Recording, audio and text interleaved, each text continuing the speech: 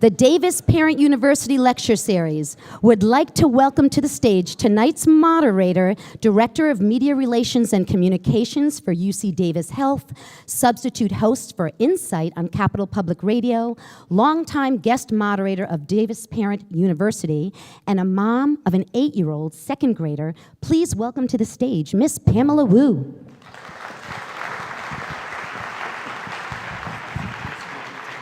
Thank you so much. And good evening. Welcome to the Davis Parent University Lecture Series. I can hardly believe that we're starting our 11th year. It's really been an incredible journey to bring you nationally renowned experts on raising a healthy and well-balanced child. I usually start by sharing a story that relates to the topic of the evening's talk, but since we're talking about teenagers, and I only have an 8-year-old, I turn to outside sources, my friends who are parents of teenagers, and Google. And here is some of what I learned in my short and unscientific poll. Teenagers have extensive knowledge of everything in existence. Teenagers will tell you they're unpopular even when they have 2,000 friends on Instagram. Teenagers will send you nice text messages with heart emojis and smiley faces, but this goodwill does not necessarily translate to in-person encounters. There is no such thing as easily waking up a sleeping teenager. And finally, going into a teenager's room is a lot like going to IKEA. You will leave with 6 cups, 2 plates, a towel, and some cutlery. Those were the funny bits. And the less funny bits were my friends' confessions that they worry about their teenagers' safety all the time. They worry about their safety as the teens begin to drive, as they make new friends, they meet new people, as they surf the internet, as they become sexually active, or face choices about drugs and alcohol. Tonight, author Jess Shatkin will share wisdom from his book, Born to be Wild: Why Teens Take Risks and How We Can Help Keep Them Safe. The book has earned praise from numerous experts, including 2 former DPU speakers.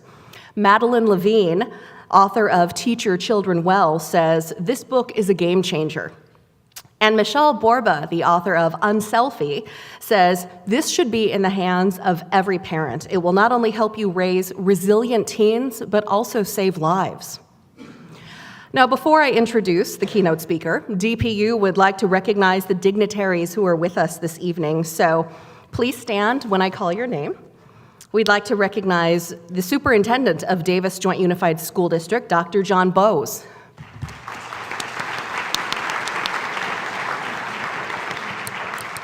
The Director of Elementary Education and School Leadership, Matt Duffy.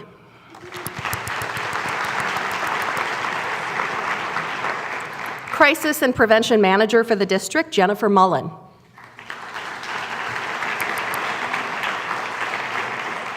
The Principal of Davis High School, Tom McHale.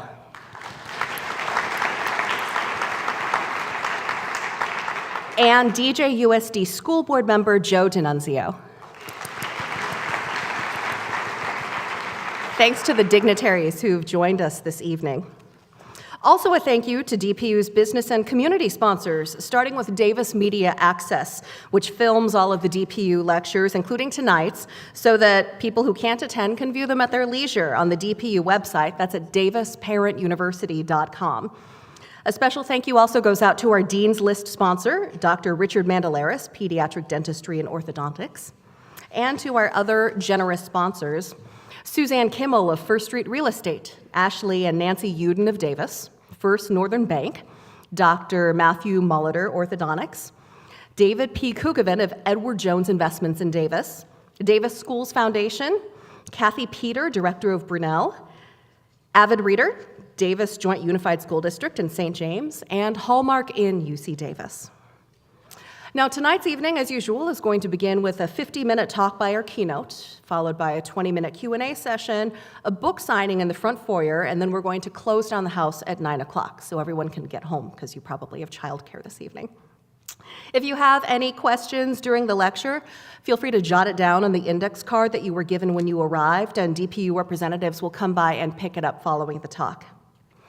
Now it is my pleasure to introduce tonight's keynote speaker, Dr. Jess P. Shatkin, Vice Chair for Education and Professor of Child and Adolescent Psychiatry and Pediatrics at the prestigious NYU School of Medicine.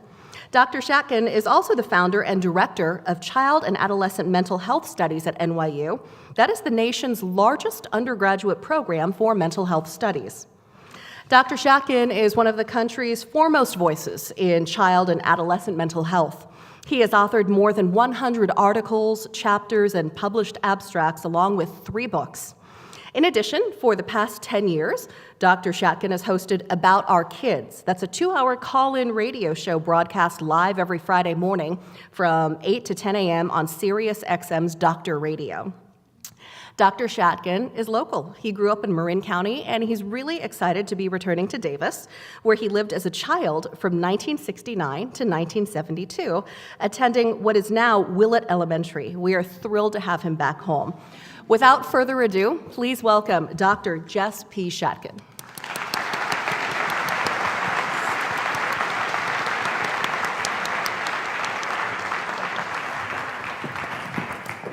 Good evening. Nice to be here.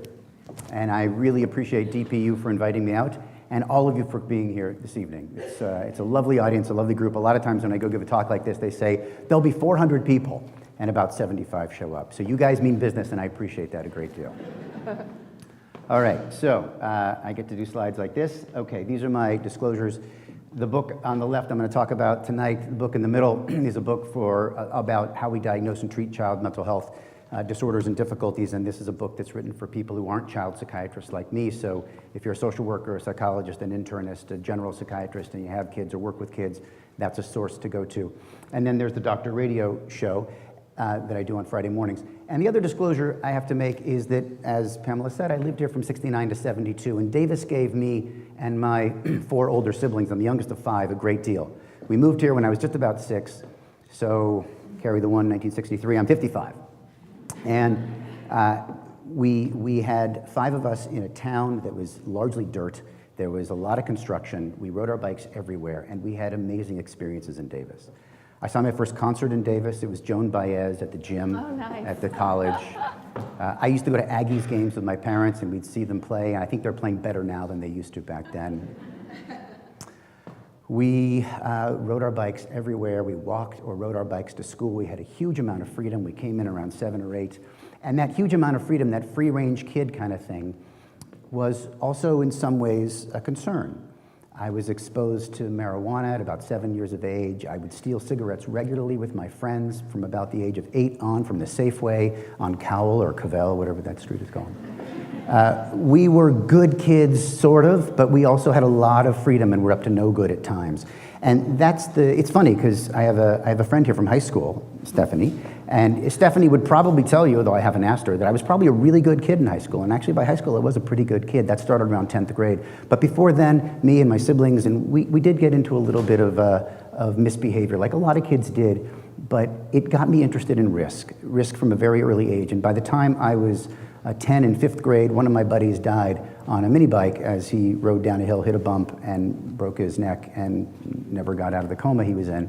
And that was another, I think, sentinel moment for me in thinking about risk. And it goes from there. So many stories that we all have and things that we worry about for our kids. So I'm going to try to talk to you tonight about why adolescents take risks and what risks they take, how they assess risk, and really what gets them to risk. Why they engage in risky behavior, how they make decisions, and then finally which practices will help keep our adolescents safe. So we'll spend, Pamela said 50 minutes. I'll do my best. I may, skim over a few things or speak a little quickly, even though I'm from San Rafael and spent 3 years in calm, relaxed Davis. Everybody tells me I'm a New Yorker. So I read that as you're a Jew, but whatever it is, I tend to move quickly. So you'll just flag me if I'm moving too quickly or ask me afterwards. All right, so let's start by talking about what risks adolescents take.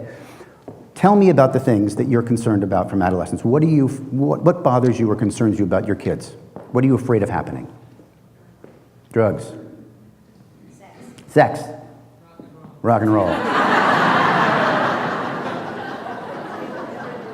You had to say it. I was going to say it if you didn't say it. What else? Sorry?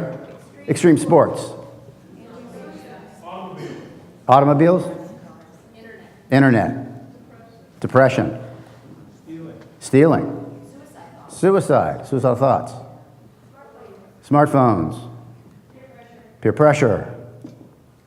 All right, well, folks, you are in the right place tonight, because this is what we're going to be talking about.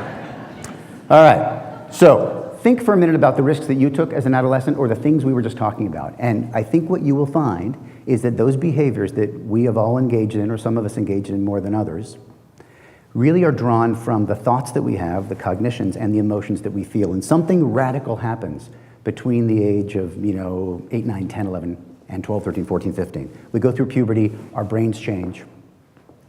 And I'm going to talk about some of those changes tonight, which leads us to engage in different behaviors. So how we think and how we feel changes dramatically, and that leads to a lot of the behaviors that we're concerned about. So let's go through some of those behaviors just to get us all on the same page for a few minutes. This data is from the Youth Risk Behavior Survey of about 10,000 kids. It's done 9th through 12th grade. It's done every odd year in the United States. This data is from 2015. I didn't update my slides with 2017 data, which just came out because it's not so different. But just look at something simple like this, the percentage of kids who rarely or never wore a bicycle helmet. Just a very simple thing. I was jogging today. I jogged over to 1206 Radcliffe Drive. Anybody live at 1206 Radcliffe Drive? My sister raises her hand. My sister from Chico, the principal of Orville Elementary. So we lived at 1206 Radcliffe Drive, and so we were the family that built that house, and I ran past it to see it. But on my way, I saw lots of people riding bikes without a helmet. About 80% of kids rarely or never wear a bicycle helmet. If there is one thing we know in healthcare that helps save lives, it's wearing a helmet.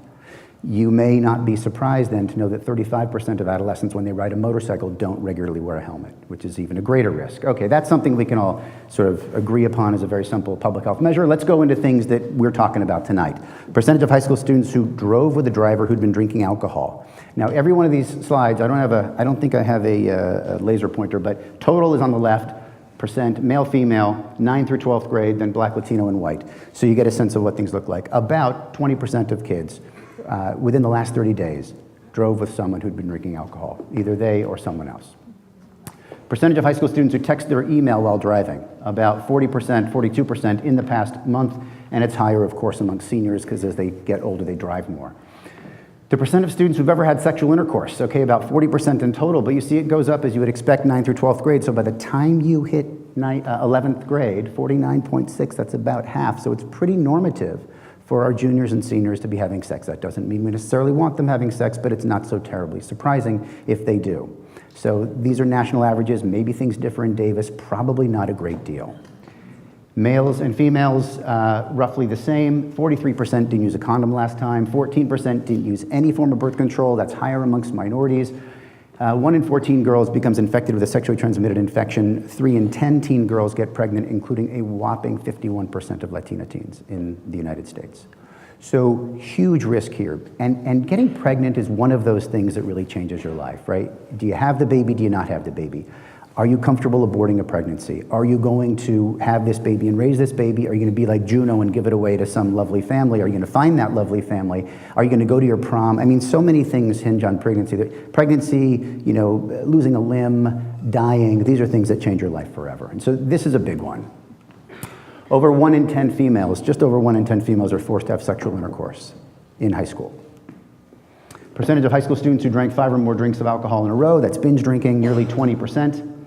Percentage of high school students who ever used marijuana, okay, so maybe not so surprising, about 50%. So again, it's fairly normative for our kids to try marijuana by 12th grade. Those percentages are gonna go up, and they're gonna go up in places like California, where you now have dispensaries, because when it's legal, it trickles down. Percentage of high school students who currently use marijuana last 30 days, so about a quarter, a little more than a quarter of our seniors, about a quarter of our 11th graders. Percentage felt sad or hopeless. So with all of these risks facing our kids, all these things that they're struggling with, they're gonna sometimes feel sad and hopeless and overwhelmed. And our screens and other things that we have doesn't always do them or serve them in this way, right? They end up getting a lot more pressure, a lot more exposure that can lead to them feeling worse. So up until about puberty, the rates of depression are pretty low, about 4%, maybe as high as 8% in some middle school kids. But after the age of puberty, the split starts to be big between males and females. It's about 1-to-1 before puberty, but after that, this is an area where females suffer more than males, about 2-to-1 in depression. And you see that starting to happen in high school. About 40% of females, about 20% of males experience sadness or hopelessness for at least 2 weeks, most every day, which is one of the criteria for depression. Well, two of the criteria for depression. Percent who seriously considered suicide, about 18%, again about 2-to-1 females to males, about 24 to 12%. Percent who attempted suicide, about 8.5%, but about 11.5% females. So big risks and things that we are concerned about, and a result in many cases of the things, again, that these kids feel and think. If you look at crime, you see a bump in crime every time you see an increase in adolescence, because most crime happens in groups, most crime happens under the age of 30, most serious crimes, and most crimes happen between about, or half of all crimes happen between about 10 and 17. So criminal behavior is typically early in life, affects young people, because they tend to group together and challenge each other. We're going to talk about why this behavior comes up tonight as well. So if you look at what kills our kids, it's historically the top three have been accidents, suicide, and homicide. I give you data from 2013, not because I couldn't find the new data, but because that's the first year that suicide surpassed homicide as the second leading cause of death amongst adolescents. When I say adolescents, by the way, I really mean people about puberty age, so 10, 11, 12, 13, to about 26, 27, 28, because we're very cognizant of the fact that now brain changes are dramatically changing until about the age of 23, and moderately or modestly changing thereafter, up until even in some studies about 30 years of age. So even homicide, the third leading cause of death, it causes a greater percentage of death than the 7 most common next causes. And this isn't only true in the West or in the United States. If you look worldwide, you see road injury, suicide, interpersonal violence, 3 of the top causes of death according to WHO, depression, alcohol use, anxiety, 3 of the top 5 causes of disability. Those other causes that you see in the developing world have to do a lot with poverty, as do actually many of the risks and the mental illness that we face in this country. The risks are higher typically amongst minorities for a variety of illnesses and for drug use because of poverty. It has nothing to do with ethnicity, it has everything to do with poverty. So that guy is me in the green jacket, and look at those chops. I mean, this is 1980. And I've just arrived in Germany. This is the first flight I've ever taken. You can tell I'm in Germany because everyone around me is blonde. And I've just arrived in Germany along with Stephanie Koop, my friend over here who lives in Davis. We were taking German together in high school, and we had an opportunity to go to Germany for a month, so about 15 of us packed off to Germany, lived with family, and then a few months later, those kids came back and lived with us. And as I was going down the jetway, as I was about to take this trip, my father, who is a man of solemn and not many words, held me by the shoulders. You could walk people to the jetway back in those days, and he walked me to the jetway, and I literally remember him holding me by the shoulders and saying his parting words, "Don't show off." And I just saw red. I was so pissed at him because I had paid for that trip. They didn't want me to go. I'd saved my money. Why wouldn't they send me on this educational trip to Germany? I was going to study language, for God's sakes. Anyway, he didn't want me to show off. And my dad knew something about young people. He knew that young people tend to show off sometimes. I liken this to what Polonius says to Laertes in Hamlet when he's sending his son off to France, and he says, that beautiful soliloquy about, neither a borrower nor a lender be. He says to him, to thine own self be true. And I think that's what my dad was trying to say in a less poetic way. Well, I hadn't been in Germany more than about 30 hours, and we were in school. Long flight, tired, didn't sleep well, jet lag, never been on a plane, had no idea what I was doing, drank beer on the plane because I could. Got to Germany and went to school the next day. And at the school, at the break, sometime in the mid-morning, some of the boys were hanging out. The guy I was living with, Tomas, we were hanging out together with some of his friends, and somebody was trying to climb a ladder that hung from a building. You had to jump up and pull yourself up this ladder and then climb this little thing. And it was just a challenge, like, can you climb that tower? Not to be outdone, I decided to try to climb that tower. And, I was maybe the 3rd string running back on my freshman football team. I'm not a huge guy, but I was strong enough to pull myself up and to do something that these boys couldn't. And I was proud of myself, and I felt good, and I climbed up. And as I got to the top of that tower, I realized how rickety it was. I realized it was held by one rusty bolt, and it was slipping back and forth, this ladder. I realized there was live electrical wires that were frayed, and I thought I'd been set up. I thought, maybe they actually were trying to fool me. I heard my dad's words, don't show off. And this is a situation in which many adolescents find themselves. They don't intend to harm themselves, they don't intend to get hurt, but they put themselves in these positions that a 40-year-old would just say, you go climb the goddamn tower. I'm not climbing the tower. Well, about 2 weeks later, we were staying in Strasbourg on the border of Germany and France, and we climbed this one big castle, and we got top of the castle and we had a beer. And my friend John from the trip decided to take a picture, and he said, you know, go over here and take this picture, sit on this wall, take the 2 beers and drink the 2 beers. And here I am drinking 2 beers, I'm 16, I'm sitting on a wall, you can barely see the wall in the corner, and there was a big drop there. I mean, it was at least 50 or 100 feet. But that's just the kind of thing that you do. And I'm mugging for the camera, of course. I'm showing off, just like my dad said again, one admonition didn't do it, it turns out. You know, one, don't show off, one, to thine own self be true wasn't enough. This is the kind of thing our kids engage in. And it's not just risky behavior, it's mental health. So what happens during the adolescent years is we see a huge increase in mental illness. Every year, the Surgeon General does a report on something, usually it's HIV or automobile accidents or tuberculosis, and in 1999, for the very first time, they did one on mental health. And they said that at least 20% of 3 to 17-year-olds suffer psychiatric illness, but we've done much better studies since then, and we've found that the numbers are really high. About 35% of teenagers have an anxiety disorder or meet criteria for an anxiety disorder at some time during their high school years. About half have a psychiatric disorder, and about a quarter have what would be considered a severe disorder. About 5% of that 27.6% is substance use, but about 22% is major mental illness. So, sorry? Oh, I'm sorry, the Diagnostic and Statistical Manual of the American Psychiatric Association. This is our code book for how we make diagnoses. It's far from perfect, but it's a standard we can all agree on, and so we can use it to identify the criteria by which people meet symptomatology for depression or anxiety or ADHD or schizophrenia or whatever. 50% of mental illness begins by age 14. So when you talk to adults who have mental illness, you find that about half of them had symptoms by 14 and about 3/4 by age 24. So this stuff always sets on early. ACEs, or adverse childhood experiences, which we've been talking about a lot in mental health and physical health for the last 20 years, affect about 50% of kids or more, which means that you've been exposed to someone in your family who's been abusive or experiencing major trauma or a very contentious divorce, or someone's gone to prison, or someone's using actively drugs in the home or prostituting themselves, or something is going on that is causing disruption. And more than half of our kids are exposed to one of those things, and we know a lot of kids experiment with drugs. All right, part 2 of our talk. How do adolescents assess risk? And again, I'd like to ask you a question. Why do adolescents take risk? Why do they do these things? Impress their friends, peer pressure. It's exciting. It's exciting, thrill. No fear. No fear? No fear.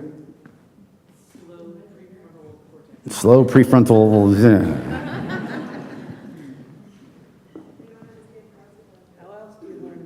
How else do you learn about the world? They need experience. What was the comment? They don't understand the consequences. Thinking in the moment. I didn't hear that, but I'm just gonna go with it. Low impulse control. Okay, so there are a lot of good reasons that you have given for why people engage in risk, and I want to talk through them and break them down a little bit, and I want to try to dispel a few myths. And the first myth I want to dispel that many of us believe, because somebody talked about them, you know, sort of making impulsive decisions, and they do at times, and we'll talk about exactly why. But the first point is that adolescents always overestimate risk. So if you want to have fun tonight, go home and ask your 13, 14, 15-year-old, whatever it is, what's the likelihood of getting pregnant from one-time unprotected intercourse? Or what's the likelihood of getting HIV from having sex one time unprotected with someone whose sexual history you know nothing about? They may have never had sex before. What's the risk? They will tell you universally the risk is 80, 90, 100%. Whether it's pregnancy, whether it's HIV, whether it's chlamydia, they will tell you the risk is really, really high. They always overestimate risk. They overestimate low probability events like earthquakes and hurricanes. They overestimate high probability events or higher probability events like accidents and pregnancy. And teens believe that the risk of getting a sexually transmitted disease from one-time intercourse is about 6,000 to 60,000 times higher than it actually is. They really think that they are vulnerable. So don't think for a minute that they believe they're invincible, because they don't. There's a caveat here I'll get to in a minute. But they think the numbers are really high.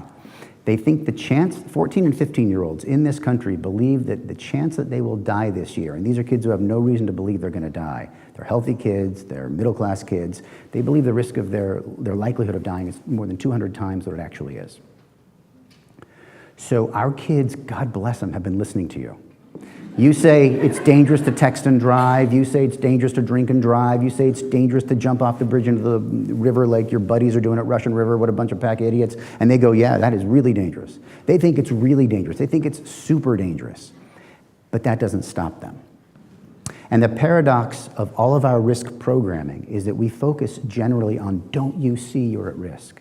We teach the kids that they're at risk. We teach them they're facing risk. We teach them that they're going to be in trouble if they engage in these behaviors, and they believe us. We try to overcome their belief of invincibility because we're looking at it from the mind of an adult. We try to transform their adolescent impulsive brain, which is what we think they've got, into an analytic, fine-tuned, scientific, algorithm-deciding adult brain, which is what we think we have. And it doesn't work, and it results in programs like this. Every one of these programs doesn't work, and every one of them, or many of them, most of the time, make things worse. Whether it's scared straight, which always makes things worse, whether it's zero tolerance policies, which always make things worse, whether it's DARE, which almost always makes things worse, or whether it's how we've done driver's ed for years or how we've taught sex education, usually we don't do a great job with this. And we don't do a great job, let me come back. We don't do a great job often because we haven't understood a lot about our kids. I'm going to show you a clip from Mean Girls, Tina Fey's movie, just 20 seconds so you get a sense of why they believe risk is so high. I guess I'll never know what I missed on that first day of health class. Don't have sex, because you will get pregnant and die. Don't have sex in the missionary position. Don't have sex standing up. Just don't do it. Promise? Okay, everybody take some rubbers. You're going to be having a lot of urges. You're going to want to take off your clothes and touch each other. But if you do touch each other, you will get chlamydia and die. So we've been scaring the hell out of them, and they buy it because we're their authority figures. All right, there's a caveat here, and the caveat is the Lake Wobegon effect, or optimistic bias. Lake Wobegon is really self-assessment bias, and the risk factor is optimistic bias. Garrison Keillor's wonderful radio show, although now it turns out he's not as wonderful as we thought. But all the women are strong, all the men are good looking, and all the children are above average. Does that describe Davis? Because it sure as hell describes Manhattan. So, think about your marriage right now. What's the likelihood that you'll get divorced? Don't tell me. Just think about it. What % likelihood will you get a divorce? Think about when you'll die. What age will you die? If you're a professor, or you're a teacher, think about whether your work is above average. So if you think your risk of having a divorce is less than 50%, or if you're in a second marriage and you think it's less than about 62%, then you've just demonstrated self-assessment bias. You think you're going to beat the odds. Because about half of marriages in the US, even more in England and Australia, end up in divorce. And second marriage is even more likely. If you think as a man that you're going to live past 76 or a woman past 81, then you've just demonstrated self-assessment bias. You think you're going to beat the odds. And if you're a professor or a teacher, 94% of you believe your work is above average. There's something similar called optimistic bias. And optimistic bias we think is due to the Dunning-Kruger effect, or what's called pluralistic ignorance, which is the idea that we think we do things to protect ourselves that other people don't do. So, for example, I know I shouldn't drive drunk, and I try not to do it. But when I drive drunk, I put both hands on the wheel, I roll down the window, I put in that Beatles CD because I know every single song in every single order and I can sing along, and even if it's cold, I turn on the air conditioner just to perk me up. In fact, you could argue that when I drive drunk, I'm a better driver than when I drive sober, because I am totally present. That is pluralistic ignorance. I think I'm doing something that other people don't think to do, but everybody who drives drunk does those kinds of things. So the truth is that adolescents have optimistic bias, which may make them feel invincible, but the reality is that adults not only have optimistic bias, in most studies they have more. So we are actually more optimistic than our kids, maybe because we've lived longer, we don't know, but we have more optimistic bias than our kids do, and as a result, that doesn't explain, even if they do think they're invincible, even if they do recognize the statistics to be very, very high, much higher than they actually are, that doesn't explain why they engage in risky behavior. So why they really engage in risky behavior is this. Somebody mentioned the brain maturation is not complete. I'll say something about that in just a moment. We'll talk about reward and the dopamine system. We'll talk about hormones and early puberty. I have this monitor, I should look at that. We'll talk about peer effects. We'll talk about the behavioral contributions. And the point I want to make is that all of this adds up to a huge evolutionary advantage. We need someone to leave the cave. We need someone to get out of that tree, go find the new water source, go find the new mate, go find the new territory. Because you just can't make babies with your sister. It just doesn't work that way. So you got to get out. You've got to go. And how do you get out? You get out by putting the strongest, those who have the best immune response, those who tolerate pain better, those who tolerate extremes of temperature better, the adolescents. They're the ones who guard the cave at night and stay up at night guarding the cave and hang out while the older people sleep, and then we wake up when it's lighter out and they go to bed when it's lighter out. This is why they have a delayed sleep phase, we believe, because they were the protectors. And also they need private time to couple. So we sleep while they couple and guard, and that's why they don't want to go to bed till late, we believe. And then we wake up early, and that's why we think we have an early cycle. There's a huge evolutionary advantage for survival, but not for the individual. So in Mother Nature's kind of way, Mother Nature's decided that we will sacrifice some thousands to save some millions. And the adolescent brain, therefore, is not something like, why the hell did you do that? Which is what we often think. I'm going to tell you exactly why they do that. Our job is to figure out how to be more strategic about helping them not to do that. But they'll do it because they're built to do it. They're built to take risk. They are the risk-taking machine, and it's a wonder more of them don't die. So it is not an accident. It's a perfect evolutionary design. You've probably seen some picture like this. Just in the interest of time, I won't go through every detail, but I'll give you the big summary, and that is that the emotional parts of the brain, what's called the limbic system, the striatum, the nucleus accumbens, which is a reward center, the amygdala, which is a threat detection center, the anterior cingulate, which helps us to recognize and move things in and out from lower to higher brain centers. These parts of the brain develop early. And so we feel love, and real anger, and real envy, and real excitement, like adults do, around 10, 11, 12, 13. It takes a longer time for our prefrontal cortex, the PFC there, to come online and to get some control over that striatum, over that emotional brain. So the striatum in the adolescence is the most colored in this slide. The red, that's the hot spot. That's when we are the most driven by our emotions, and we have a modest amount of control in our prefrontal cortex. We're born with about 100 billion neurons. We don't make more neurons. We make connections differently. So when you're a kid, your neurons aren't that well connected when you're very young because you don't know what you're going to be. A baseball player, a gardener, a professor. You don't know what you're going to be, so your brain needs to be general. But based on what you're exposed to in your career, your brain is going to refine itself. So that by the time you are an adolescent, your brain is much better networked, like this piece of the LA freeway. There's still a lot of roads, there's still a lot of connection in different places, but you've got some linkage there.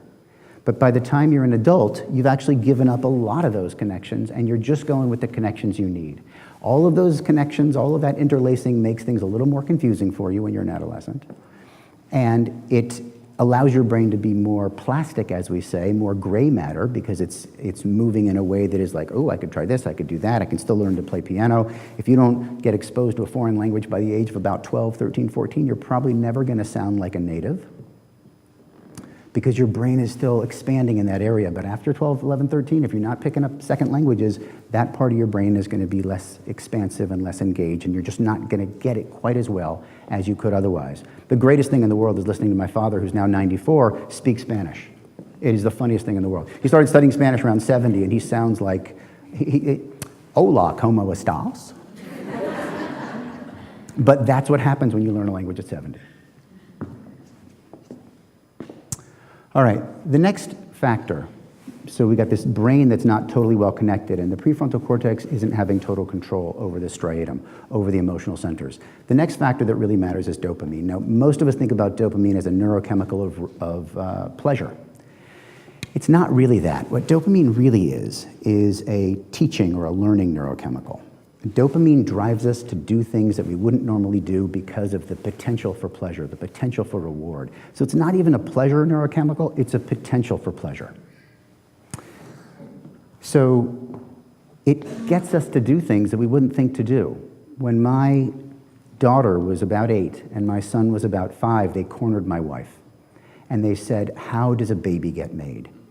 And my wife had told the story that lots of people, and I guess my wife and I had told the story that lots of people tell their kids at a young age, well, you know, there's like the daddy has a seed and the mommy has an egg, and the daddy gives a seed to an egg, which by the way makes absolutely no sense because the seed and egg are the exact same thing. But we say this to our kids, the seed and the egg, and they mix. And finally my daughter was like, but how does the seed get to the egg? I'm at work, thank God. And my wife says, okay, look, you're going to think this is crazy, but okay, so the man's penis gets bigger, and he puts it in the woman's vagina, and he delivers the seed that way. And it's like a bomb went off in the house, the way my wife tells the story. And my daughter says, that's it, I'm never having kids. And my son says, I'm adopting. That's the reality, that we would never think to do that. And they would never think to do that if it didn't feel good, if we weren't driven to do it evolutionarily by a good feeling. We wouldn't think to eat chocolate or think to eat mushrooms, fungus that grows in manure. Who would think to eat that if it didn't taste good? By turning up our dopamine system, these things that taste good or feel good, we are driven to do them, and they're good for our survival as a species. So dopamine is at its highest levels ever. That VTA is the ventral tegmental area. That's the site of dopamine that is involved in our reward and learning system. The other side of dopamine, the substantia nigra, is involved in our movement system. And the VTA sends messages to the nucleus accumbens of the prefrontal cortex, and it gets us to do things so that we are able to learn how to negotiate this world and how to function well in this world. So the first time you tried an M&M, you didn't know what you were going to get. Your parent was like, try this, it's really good. And you're like, it's colorful, okay, I'll put it in my mouth. And you're like, okay, this is not a good experience. This is a great experience. This is incredible. Like, it's unbelievable. I feel so good with this thing. And so you wanted another one. But by the time you eat your 10th M&M, it's not quite as exciting an experience as the first. Like, the appetizer is always really better than the dinner, because that's when you're hungry, that's what gets your dopamine flowing. But once it's flowing, you're now in a pattern, and other neurochemicals take over, and the dopamine isn't driving your behavior any longer.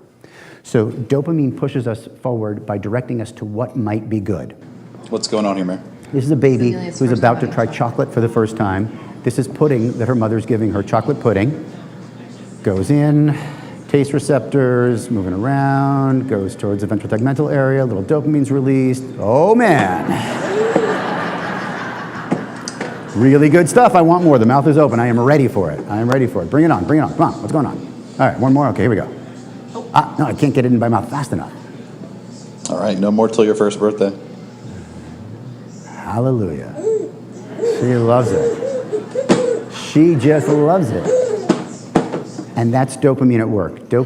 Chocolate is such a powerful chemical that it releases a good amount of dopamine, like having sex, and it's like, wow, this is really good, this is really important. The problem, in fact, with drugs of abuse, like methamphetamine or cocaine, is that their levels of dopamine are many hundreds of times % released higher than typical reinforcers, like a good conversation or a little chocolate pudding. And so they tend to be very habit-forming. All right. So we used to think that hormones were just about body development, but now we know they're a lot more about social development when it comes to adolescence. Testosterone is not just about building muscle and growing hair, it's about competition.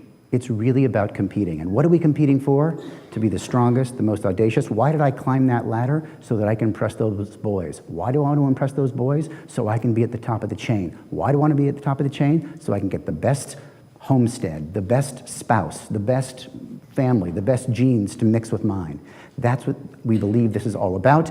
And whether you're looking at wrestlers on a wrestling team or Tibetan Buddhist monks who compete about who can be the most kind and compassionate, testosterone is driving that.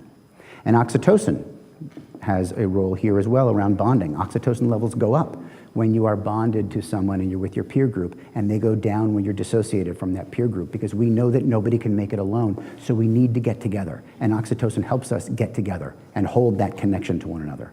So these neurochemicals, hormones, are also at highest levels of life during adolescence. And they help contribute to risk in a way too, because we're competing. And we have to compete, and we're bonding, and we're connecting, sometimes with people who aren't so good for us to bond to. We've all been in a relationship we shouldn't have been in part because of oxytocin. We had to stay connected.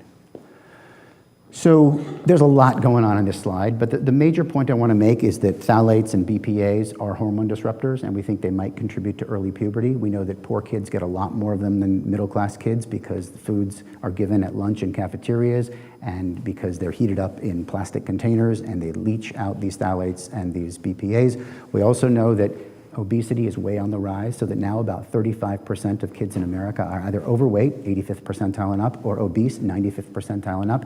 And the more leptin, which is a hormone that is released by the fat cells that we have, the earlier puberty comes on. So we see more and more puberty coming on as kisspeptin, which is up in the corner there, is the neurochemical that tells our body to start the pubertal cascade. And that is driven by two things: enough leptin, enough body fat.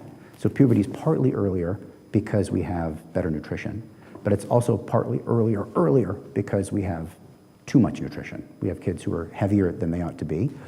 The other thing that drives early puberty is melatonin. Melatonin levels drop dramatically around the time of puberty. We think it's one of the harbingers of puberty, that it helps to bring on the pubertal changes. Melatonin blocks kisspeptin. So when melatonin drops, kisspeptin is released along with high levels of leptin, you get puberty. Puberty is earliest in this world within about 100 miles of the equator because they get more sunlight exposure. And sunlight exposure blocks melatonin. That's the blue light that we see, that 460 to 480 nanometer wavelength, the blue light, that blocks our melatonin. So what are we doing to help block our kids' melatonin and bring on early puberty? And early puberty is always associated with more risk. We're giving them screen time. We're giving them a lot of screen time.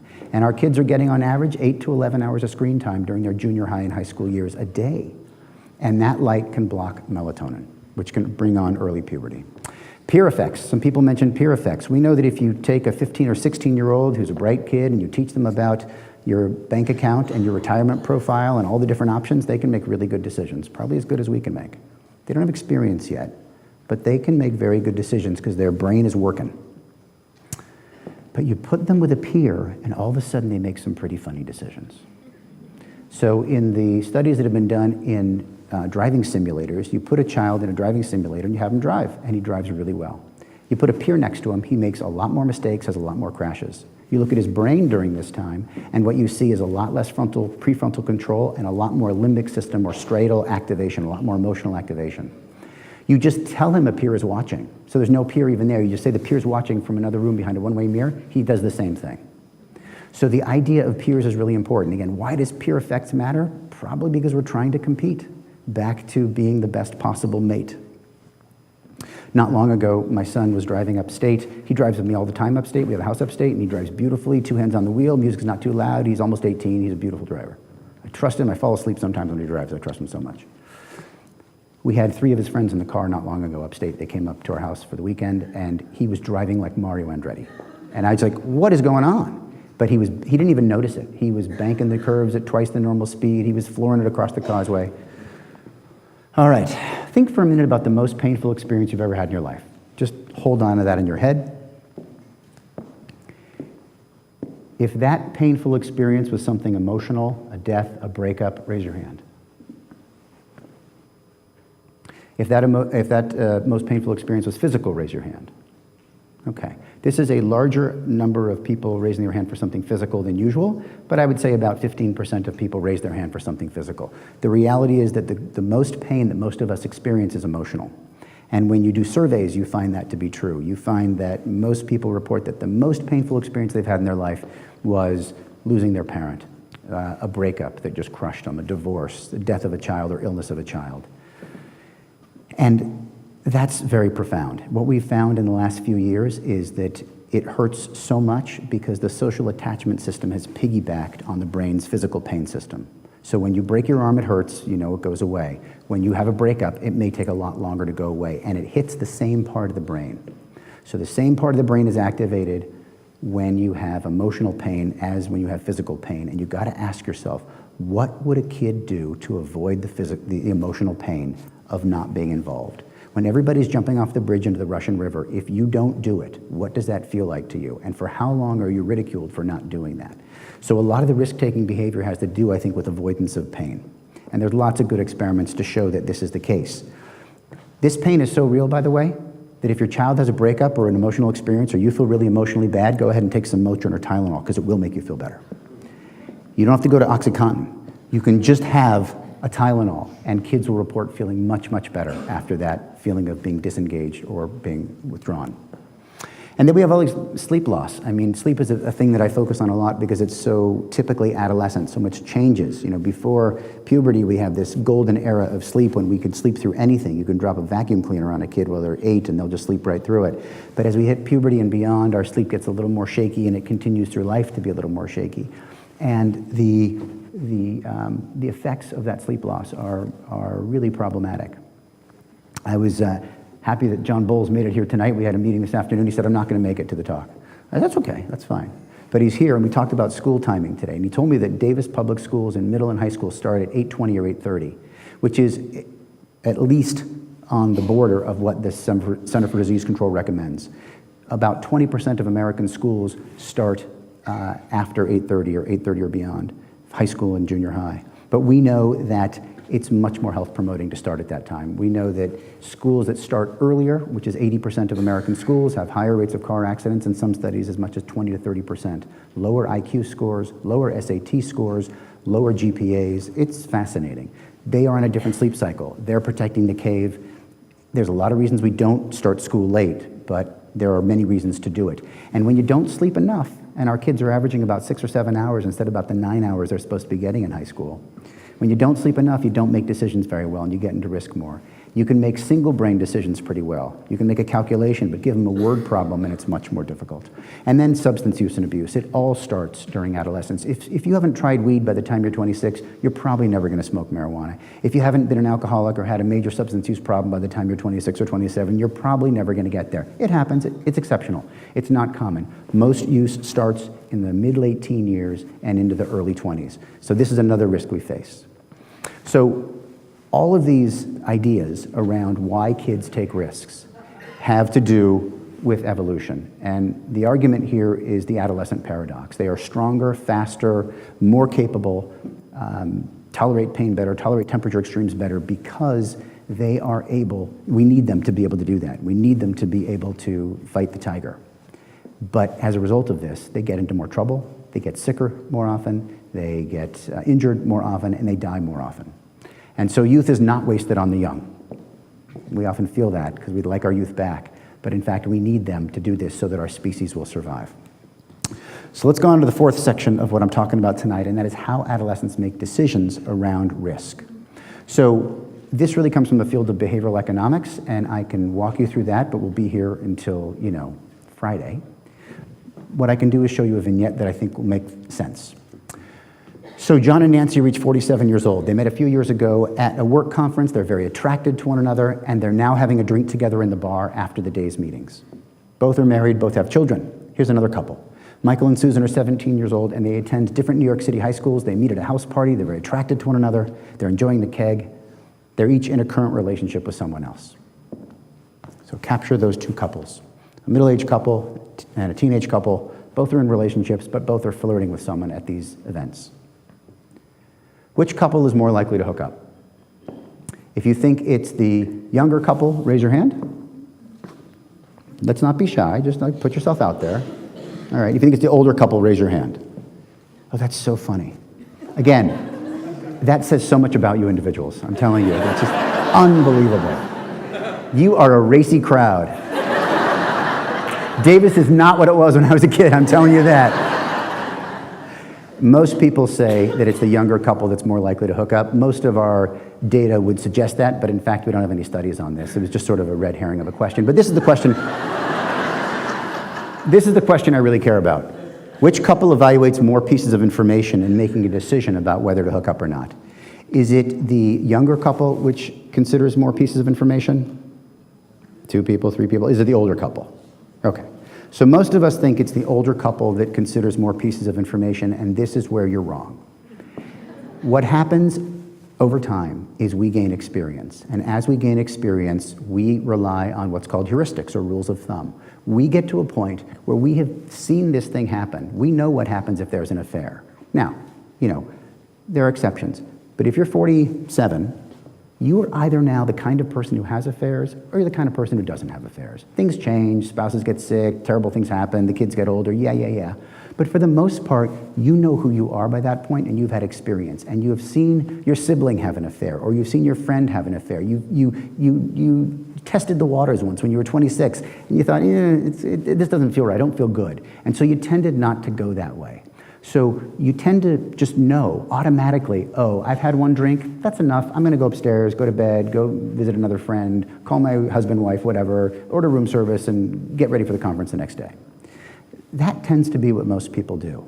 Young people, on the other hand, have never been faced with some of these situations before. Michael and Susan, they've never had an affair. What do they know? They're 17. They have very little life experience. So they think about it, and they think about it, and they think about it, and they weigh the pros and cons. Should I hook up with this person? Where would I go to hook up with this person? Is it safe to hook up with this person? I'd probably be home past my parents' curfew. What does that mean? How would I get home? Because my friend drove and I'd have to go home with them.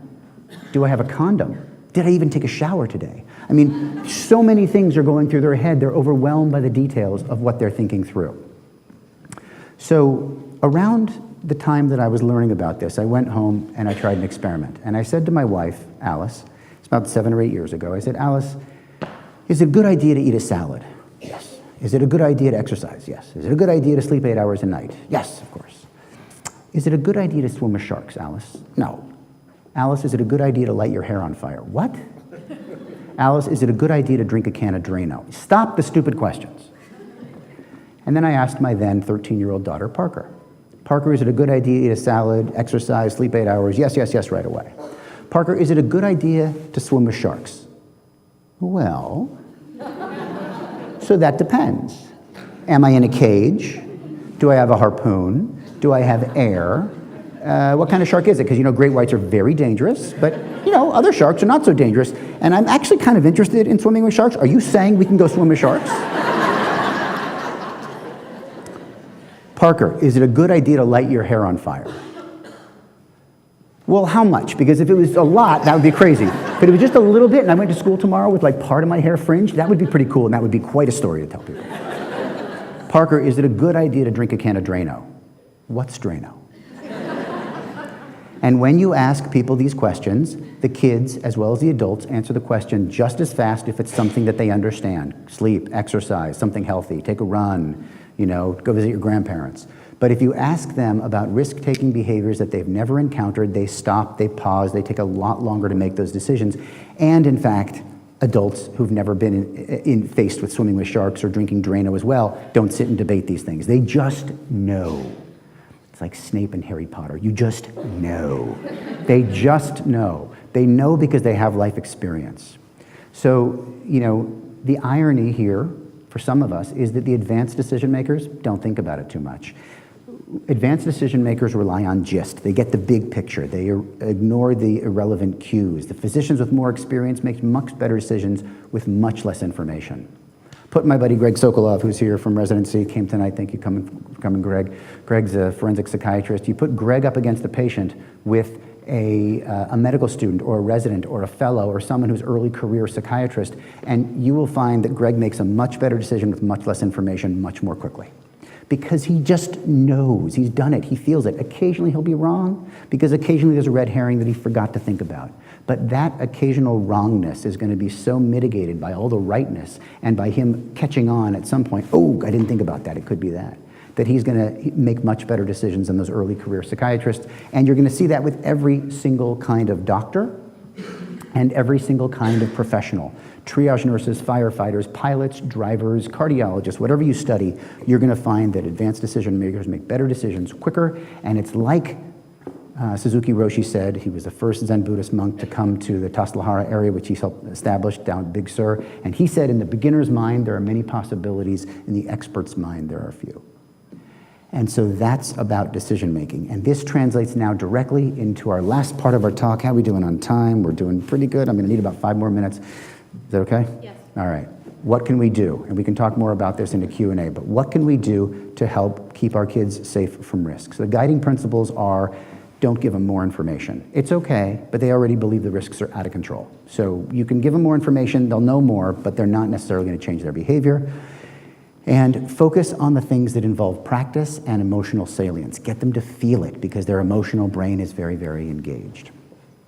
And they're not fully mature, so to the degree that we can shelter them or at least monitor them, that can be helpful. Our efforts should focus on automatic decision-making, not deliberate, not stop and think about it, not the pros and cons. It's great to talk about pros and cons at home over the dinner table or in your psychiatrist's office, but it's not great to talk about pros and cons with your friends when you're facing mushrooms. That's just not the time to talk about pros and cons or think about them.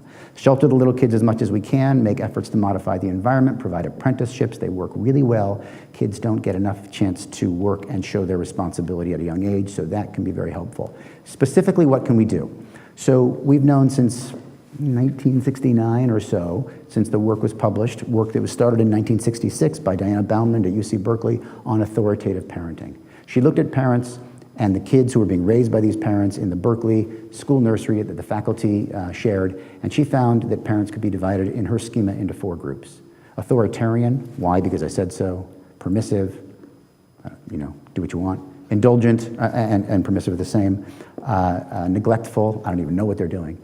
And authoritative, which is, I love you, I support you, and here are the rules. And here's how things go.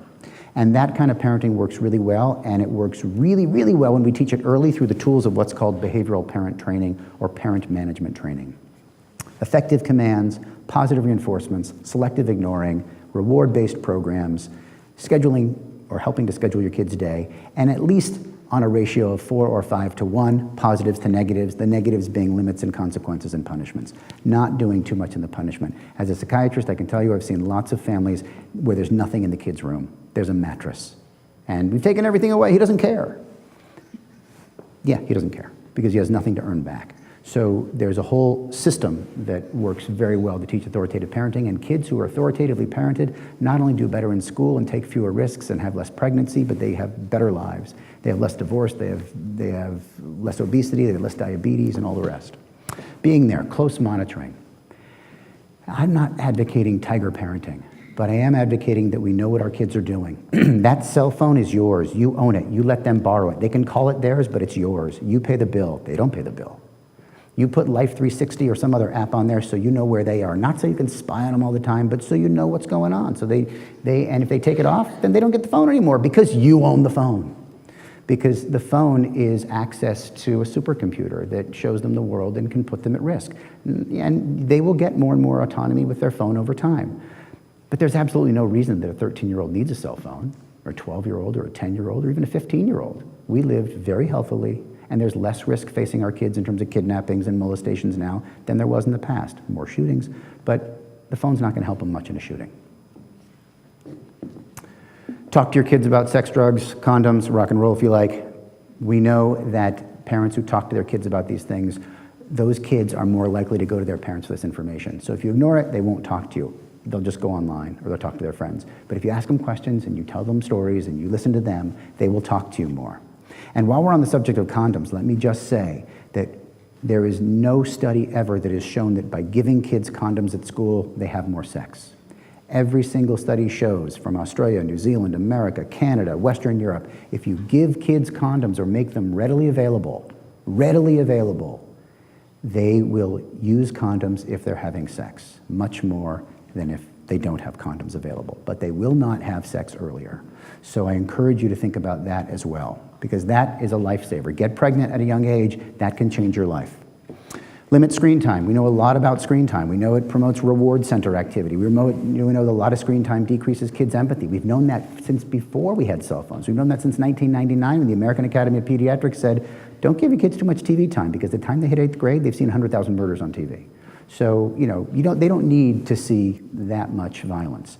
And we know now with videos and YouTube and NCIS and everything else they're doing, they're constantly being immersed in this stuff.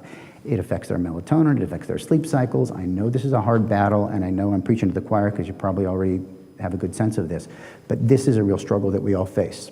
Steve Jobs didn't give his kids cell phones. Reframe reward. So what do our kids want? What do they want? They want to drive. They want to date. They probably want to have sex at some point. They want to drink. They want to do certain things. Find the things that you're good with them doing and use those as your rewards and support those as rewards. Provide safe risks. So skateboarding, skiing, whatever you can afford to do with them, but they do have a high dopamine surge. They are interested in risk-taking behavior, so doing risks that are reasonable for you are something that is worth providing and supporting, and highlight the benefits of not taking risks, because most kids don't want to lie to their parents. Most kids do want to be connected to us. More things we can do. You know, our adolescents are very interested in justice. They're really interested in fighting back against the man. They don't want to be told what to do by you or the teacher or the president, whoever the man is, they don't want it. Not all the time, but sometimes. But the irony is that a lot of these cool behaviors they get into, like smoking and smoking weed and driving fast and drinking, a lot of these behaviors are pushed at them by the man, by corporations. Corporations that, by the way, are usually very conservative and very controlling. So one thing that I find useful is teaching media literacy. Teach them to look at ads and to see how they're being manipulated so that they are a little bit less likely to use that jewel, maybe a little bit less likely to engage with that product because they're being twisted. And you can show them ads and you can show them things like this. This is George Clooney's Casa Amigos tequila. Look, it's so fun. He's having tequila out in the agave fields. He's with his workers. I don't know if he's paying them full wage, but okay. And he's driving through the agave fields on a motorcycle, a classic motorcycle. Isn't that fun? Oh, wait a minute. He's not wearing a helmet like 35% of people who ride motorcycles in their teenage years. And oh, wait a minute. He's drinking in those fields, and then he's riding his motorcycle. So pointing this stuff out to kids, like, you know, drinking and driving, not wearing a helmet, this is dangerous. The implication of this, and I don't know why he would do this, why his wife would let him get away with this. She's a human rights person. But we got to show our kids that this is sort of foolish behavior. Here's another one. Beautiful ad, handsome, you know, attractive, two young couples on a roller coaster. And, you know, Newport cigarettes, alive with pleasure. So, you know, you can have a great time, smoke a cigarette when you want it. And this ad wouldn't be quite so offensive if it weren't for the fact that there are more than 10 times the usual rate of tobacco ads in black neighborhoods than in other neighborhoods. Because we market tobacco specifically to black people because they're impoverished more commonly than white people, because it is a salve, it is some sort of a way to deal with stress, and the companies are manipulating the population. And the other reason it's offensive is because about half of all cigarettes are marketed and sold to the mentally ill. So some of this may have to do with neurobiology of certain mental illnesses as well, but people who are mentally ill smoke a great deal. So it really is, I think, offensive. Now, when most teenagers look at this ad, they say, oh, so I guess it's a vodka ad, go natural. I see an erect penis and 2 testicles. Go natural. So don't wear a condom on top of that? Is that the idea? If I drink Sky vodka, am I going to have women doing that with me? And I think that when you point this out to kids, when I point this out to a 16-year-old, they're like, oh my God, like they didn't see it. And it helps them to understand how the media is addressing them. These are print ads. Why? How is that a cologne? Is that where cologne goes? Men's cologne? Smart may have the brains, but stupid has the balls.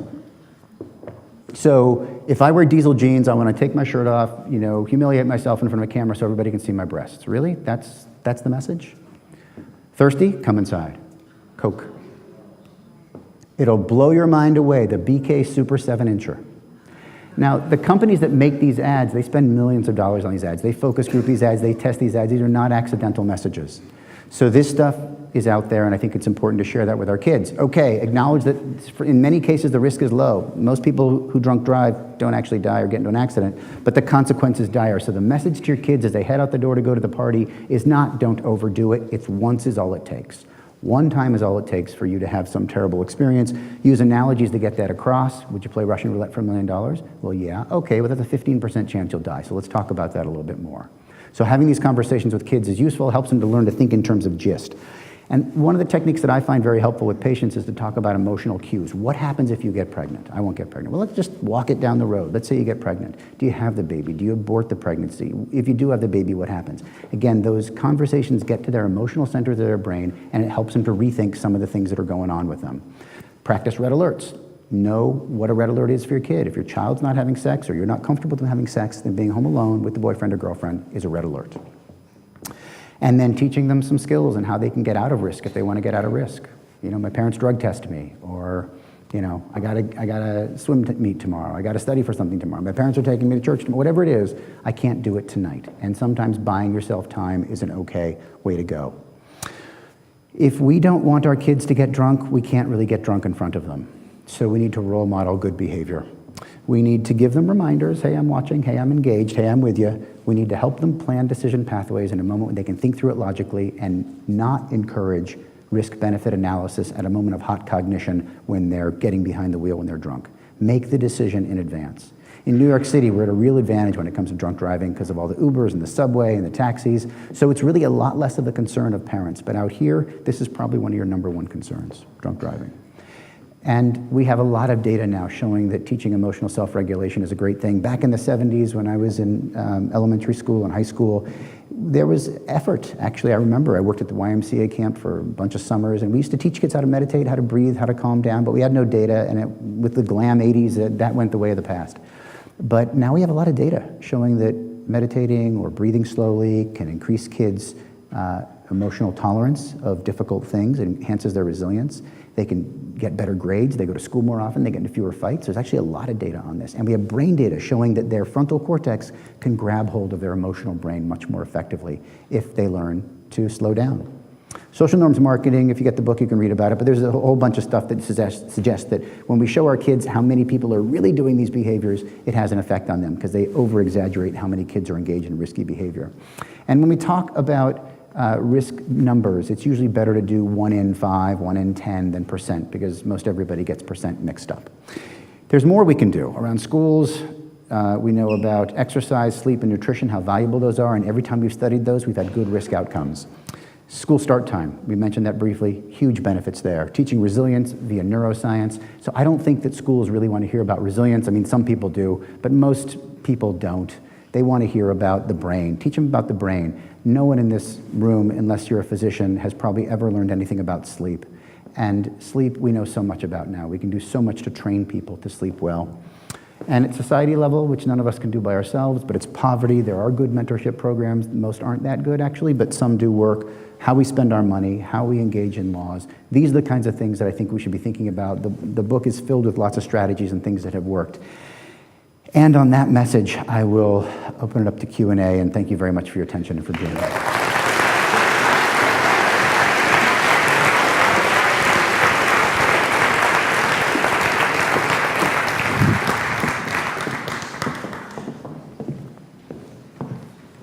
Can I get another hand for Dr. Shatkin, please? That was great.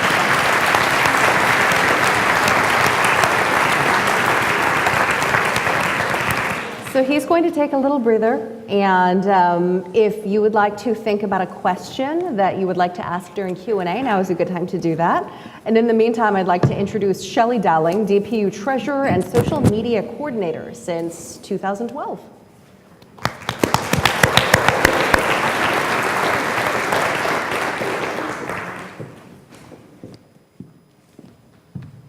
Good evening, everyone. That was really great, wasn't it? I highly recommend the book if you haven't had a chance to read it. I really enjoyed it. Wore out my highlighter.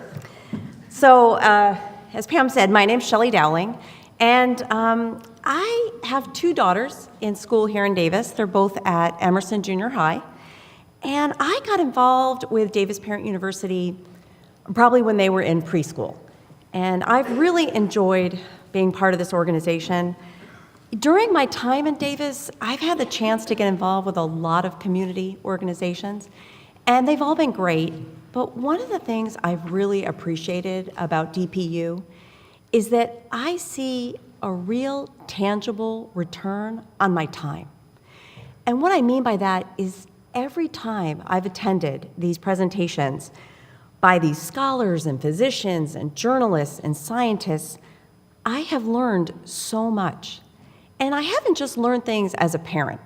I've learned things that have made me a better colleague, a better teacher, a better manager, and just I've learned more as a person.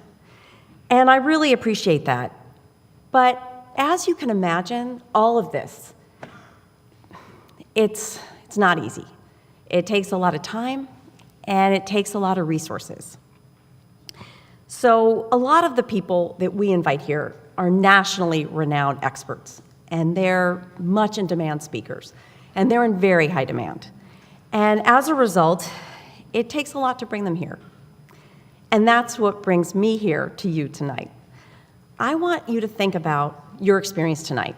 and how much you enjoyed hearing from Dr. Shatkin, and maybe how much you enjoyed our past presentations. And I want you to think about that and put a value to that, a real tangible value to your time.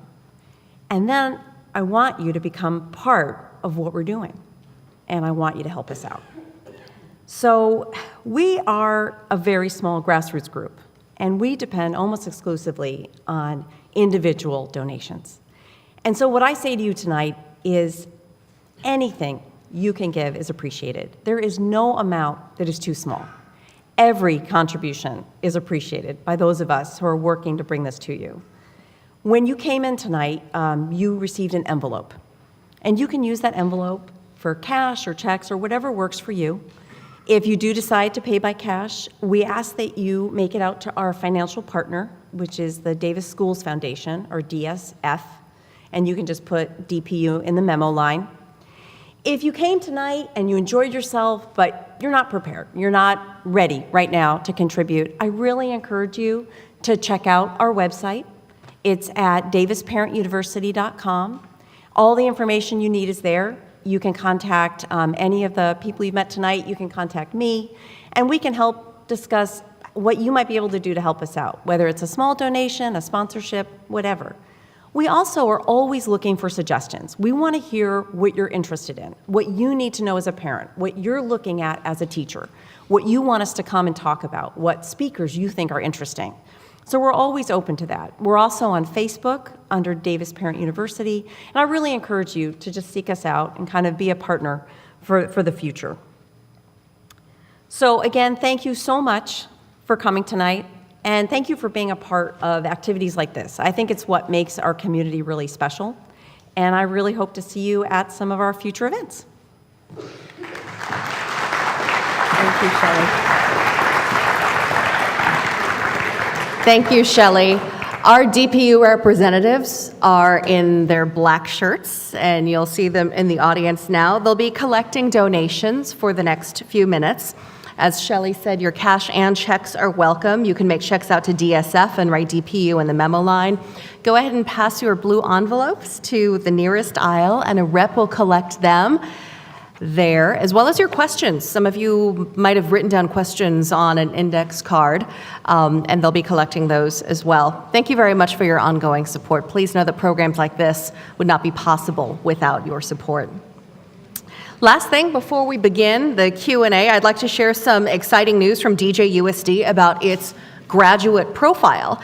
The DJUSD graduate profile defines 21st century learning by specifying the outcomes that we as a community believe are important for student success in college, career, and beyond. So as you reflect on what Dr. Shatkin has shared in terms of strategies for helping our kids stay safe and thrive, we invite you to look at how the graduate profile outcomes reinforce that advice, the outcomes of adaptability and resilience, collaboration, communication, civic and cultural awareness, creativity and innovation, and critical thinking and problem solving as well. So at this time, we're going to begin Q&A with Dr. Shatkin.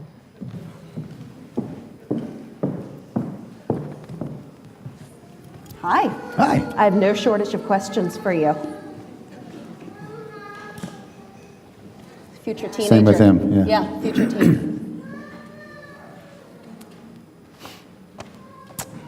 You touched on a lot of stuff during your presentation, and a lot of these questions, we'll refer back to some of that, but this is our opportunity now that we have more time for you to go into more depth. So here's one. My 15-year-old son recently told me at dinner that the most effective anti-drug message he's ever heard was the personal story of a speaker at his junior high who shared that she lost decades of her life to drugs and that she'll never get those years back. What is your take on the effectiveness of personal stories in helping to reduce risky behavior? I think that as humans, we love story. I think that we really like to understand and learn things through what others have gone through. And there's something about vicarious experience as well as our own. I think that's often very helpful. I have seen stories also go awry. We teach a class at NYU called WEED, the Science and Psychology of Marijuana. And we just started the course last year, and the instructor brought in a speaker who talked with, great passion about how much he loved his drug days, but, now learned that it's a better life if you don't do drugs. I don't think that's the message. Right, right. So we didn't invite him back. But that, I think the message that your 15-year-old here in this example is quoting is a good message. I think they can be very powerful to have real stories and not just admonitions, not just don't do it, but this is what can happen to you. And what is your response to, this is a question that we've actually gotten a few times over the years. What do you say when your child says, well, did you ever try drugs? It's a great question. And I take this question on a lot on the radio show that we do.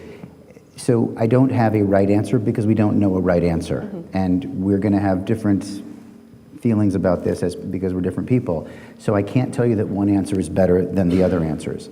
I can tell you that as a parent, you don't have to tell your kid everything.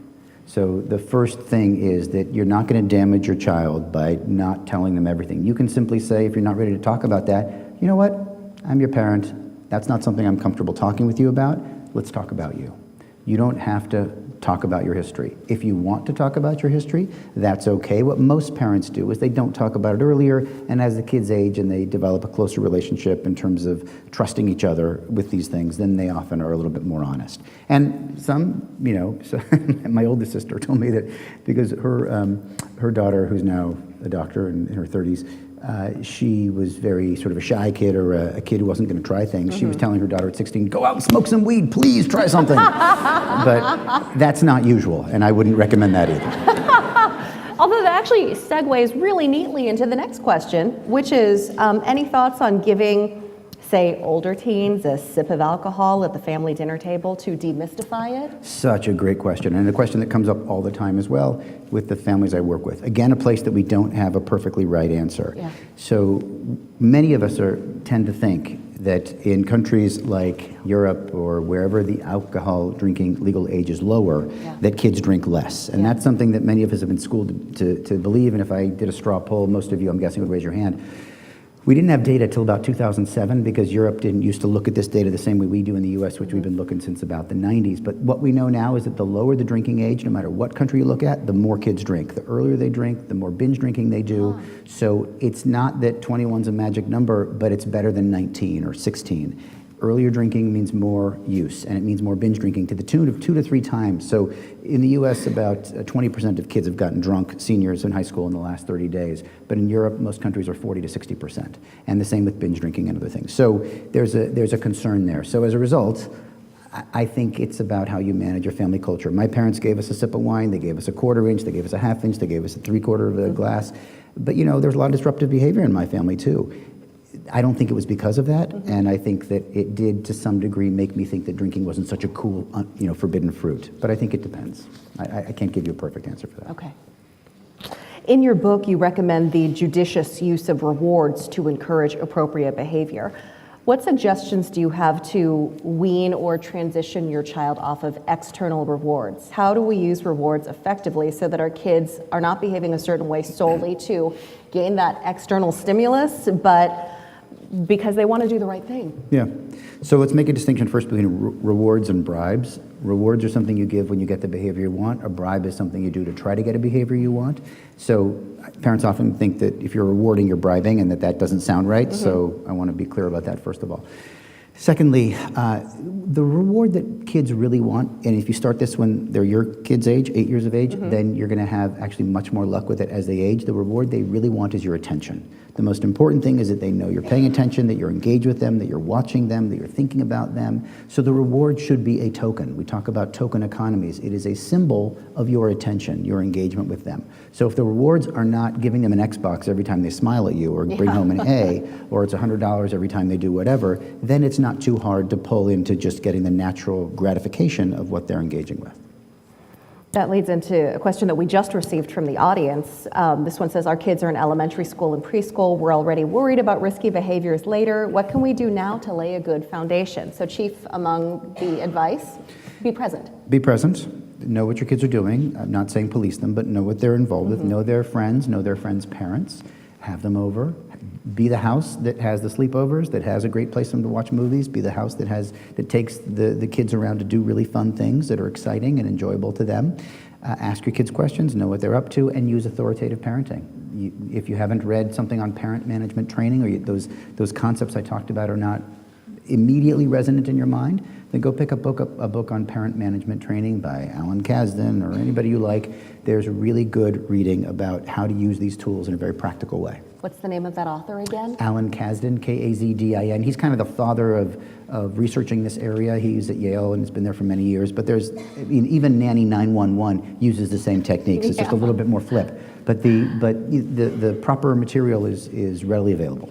And if that doesn't work, you don't like reading the books, or you don't get where you want to go see a counselor, go see a clinical psychologist or a psychiatrist, someone who knows how to do this stuff, because it's not lying on the couch and talking about your mother for 30 years. It's just some very clear coaching skills that you can learn quickly in 4 to 8 sessions. And it works remarkably well. We take kids who have so-called oppositional defiant disorder or conduct disorder. We give their parents 4 hours of education, and the kids' behaviors are reduced typically about 50 to 70%. That's amazing. It's very powerful. We should be teaching that in school too. Mental note. Yeah. What are some safe ways to allow teens to experience risks so that they can build independence and firsthand experience?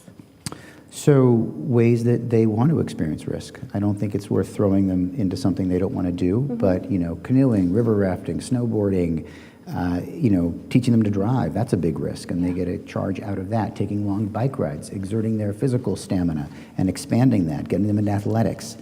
These are things that kids are often excited to do that have an element of risk that keeps them going. Skateboarding, Can you share specific tips for limiting screen time or even eliminating it? Yeah. So we have a lot of, and I talk about this in the book too, there's a lot of data on screen time and the concerns around that. Things that we can do. One is emphasize, as I said before, it's an unpopular message, but the message is, I own the phone. It's my phone, you can call it your phone, we'll call it your phone together, but I own the phone and I have control over it. There are now apps, good apps that you can use that actually limit the access to the internet. You can shut things down, you can shut down, if you have to get to that point, then that's something you can do. But you mentioned that you're in favor of like the Life 360 and well, just as an example of one thing, so you know where your kids are. It's kind of funny, you get a little text, so-and-so is driving at 75 miles an hour, down this road. And you're like, oh, okay, maybe we should talk about that. So that's actually a really helpful thing, and having that tied to the privilege of the phone. Because this idea that healthcare is a right, I'm all about that. But the idea that a cell phone is a right, I am not all about that. And I don't think that there's anything, $100 a month I'm supposed to pay for my kid to have a cell phone, really? I'm supposed to, that seems entitled. And I think that because we don't want the fight, because all the other parents are giving the phones, because every kid has a phone, it feels really bad but to not give your kid the phone. But I don't think it's helpful, really. So this is in my family where we say why God created the fruit bowl. The phones go in the fruit bowl during dinner, and they get taken on charge for a long time, and we have certain limits around them. And my kids are 20 and 17, so it's not such a deal anymore. And I'm not saying that we did it perfectly. Do as I say, not as I do. But it's a big challenge, and for some kids, it's something we really have to get on top of. What are your primary concerns about teens using cell phones? Like, what are the real dangers? So I think a number of things. One is just FOMO, the fear of missing out. When you have a cell phone, you have programs like Snapchat, and Snapchat has the Snap Map, and so you know where all your friends are at any given time, which means that when I call Stephanie, I say, hey, Steph, you want to hang out? And she's like, ooh, I can't tonight, I got so much homework. And then I get on my phone and I see that Stephanie's, down at the Safeway hanging out with like 5 other people I know. Stephanie, how dare you? I feel terrible. I feel like, oh my God, I was totally left out. And again, that's pain. Yeah, well, you mentioned that to them, it feels, it's so painful, it's so internalized. Yeah, so that's a sure way to get yourself into more risk. So that's one of the things that we can do, as an example. Can you talk about sort of like difference in terms of like gender when it comes to approaches to risk? How do boys differ from girls? Statistically, girls tend to engage in risk earlier. The high risk years for girls are 13 to 16. They mature earlier. Girls mature faster than boys in just about every way. They toilet earlier, they read earlier, they just about do everything earlier up until, school age. And even after that, they hit puberty earlier, they're more attractive to older boys earlier, so they get hit on by older boys, which can cause a problem as well. So I think recognizing their risk years is the first thing. Boys tend to engage in their peak risk around 16 to 19, so it's a little bit later. They're a little more delayed. Other than that, though, I mean, fathers, I think, and mothers worry more about their daughter getting pregnant than their son impregnating someone. So I think that's a big conversation and the kind of thing that parents worry about a great deal. It's not fair, it's not right, but it's what we worry about. And I think there's a sort of a biological reason for that. Beyond that, I go by the person. I don't make a bigger stereotype than those two things. Do kids who begin puberty later take longer to achieve maturity as far as decision making? That depends on their cognitive ability, but not usually. Okay. This person's been looking you up on Google. I noticed that you have a YouTube video about dinner talk. Do you have other how-to videos based on your research that provide useful tips to parents and educators?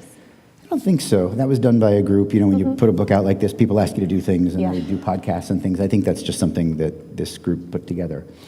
No, I don't. You can watch tonight's broadcast on our website again if you missed some stuff. I do this Doctor Radio show. We do this 2 hours every Friday. I know it's broadcast live. Well, it's early here in Davis. It would be 8 to 10, 5 to 7 in the morning. We have people who wake up that early. That would be sure. early. But we do open phone lines constantly, and this is the kind of stuff that we're always talking about. Great. It's a great way for people to reach you, and you're on social media as well.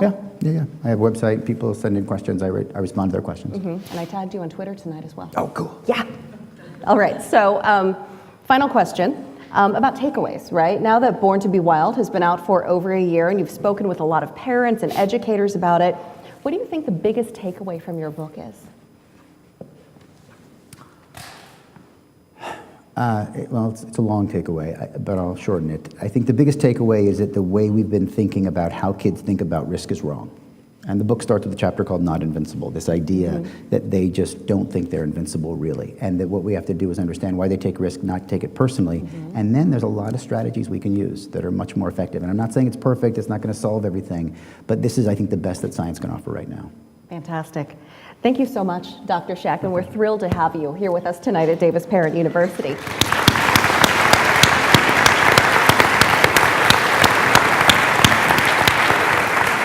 So Abby is going to come up and walk you to the front foyer to get settled for your book signing. Okay. Audience members, on your way out, you can still submit your donation and take your photo in front of the backdrop and give us a shout out on social media. And now we invite you to join Dr. Shatkin for a book signing hosted by Avid Reader in the front foyer. Thanks for being with us and have a great evening. Good night.